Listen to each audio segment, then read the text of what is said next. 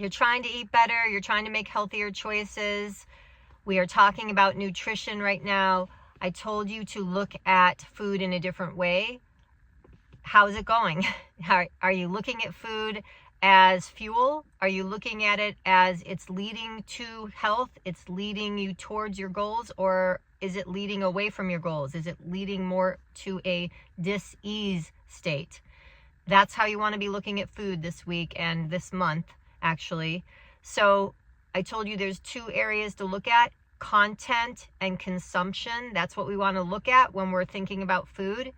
Content is what you're eating. Consumption is how much are you eating. So those are the two areas to kind of keep in mind.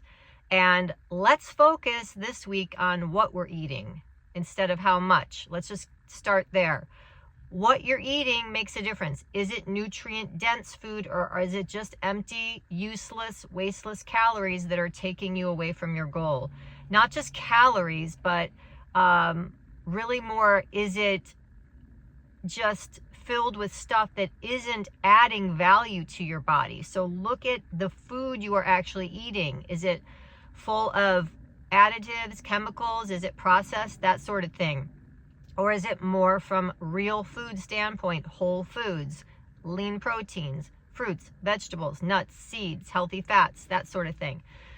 So look at it from that standpoint. The second way I want you to look at it in terms of content and what you're consuming is, how is it impacting your body from a hormonal standpoint? Is it affecting your blood sugar in a negative way, meaning it's spiking it up and then cortisol has to come in and bring it down? So hormonally, you're all over the place. Glucose-wise, blood sugar-wise, you're all over the place. That creates havoc in the body. It also stores fat.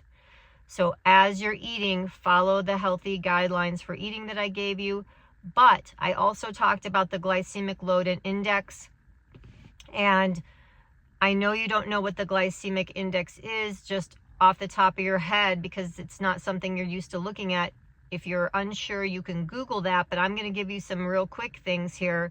Mostly you want to look at carbohydrates when you're thinking about sugar impact, because that's the most powerful way of affecting your blood sugar.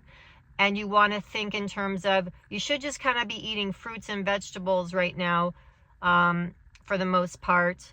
And if you want to eat grains, that's totally fine, but you want to have more fiber in those grains. So you don't want to be eating things like white pasta, white flour. That's going to have a higher sugar impact to the body. So go to whole grains, go to more fibrous foods. In terms of fruit, you're never going to go wrong with berries. Berries are very low on the glycemic index. So strawberries, raspberries, blueberries, blackberries, those are great fruits to have. In terms of vegetables, you want to choose, again, lower sugar impact would be things like sweet potatoes versus white potatoes. White potatoes are going to have higher sugar impact. Sweet potatoes would be better.